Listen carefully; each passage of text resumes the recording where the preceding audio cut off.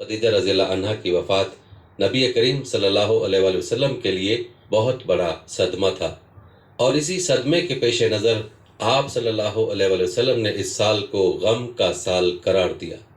دوستو، کہتے ہیں کہ شعیب ابی طالب کے واقعے کے بعد نجران کا ایک وقت آپ صلی اللہ علیہ وآلہ وسلم کی خدمت میں حاضر ہوا۔ یہ لوگ عیسائی تھے، نجران ان کی بستی کا نام تھا۔ یہ بستی یمن اور مکہ کے درمیان واقع تھی اور مکہ سے قریباً 7 منزل دور تھی۔ اس وفد میں 20 آدمی تھے۔ نبی کریم صلی اللہ علیہ وآلہ وسلم کے بارے میں انہوں نے ان مہاجرین سے معلوم ہوا تھا جو مکہ سے ہجرت کر کے حبشہ چلے گئے تھے۔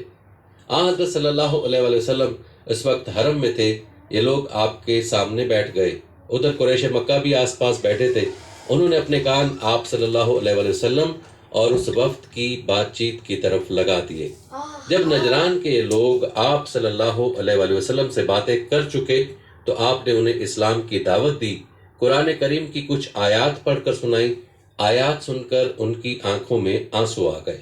ان کے دلوں نے اس کلام کی سچائی کی گواہی دے دی۔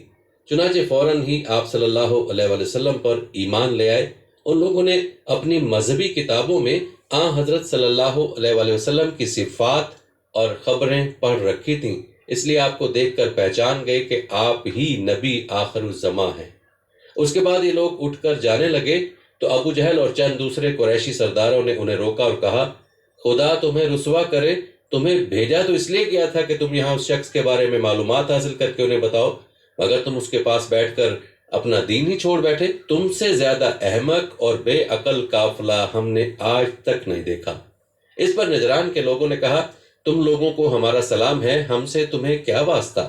تم اپنے کام سے کام رکھو، ہمیں اپنی مرضی سے کام کرنے دو۔ دوستو، یاد رہے کہ اللہ تعالیٰ نے سورہ مائدہ میں ان کی تعریف بیان فرمائی۔ یہ تھا واقعہ قبیلہ نجران کے اسلام میں داخل ہونے کا۔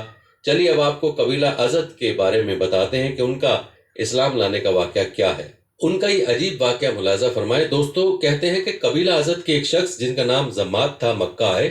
یہ صاحب جھاڑ پھونک سے جنات کا اثر زائل کیا کرتے تھے۔ مکہ کے لوگوں نے انہیں یہ کہتے سنا کہ محمد پر جن کا اثر ہے۔ یہ سن کر انہوں نے کہا، اگر میں اس شخص کو دیکھ لوں تو شاید اللہ تعالیٰ اسے میرے ہاتھ سے شفا عطا فرما دے۔ اس کے بعد وہ آپ صلی اللہ علیہ وسلم کی خدمت میں حاضر ہوئے۔ ان کا بیان ہے، میں نے آپ سے کہا، اے محمد، میں جھاڑ پھونک سے علاج کرتا ہوں۔ لوگ کہتے ہیں کہ آپ پر جنات کا اثر ہے۔ اگر بات یہی ہے تو میں آپ کا علاج کر سکتا ہوں۔ ان کی بات سن کر آپ صلی اللہ علیہ وآلہ وسلم نے فرمایا، تمام تعریف اللہ ہی کے لیے ہے۔ ہم اسی کی حمد و ثنا بیان کرتے ہیں اور اسی سے مدد مانگتے ہیں۔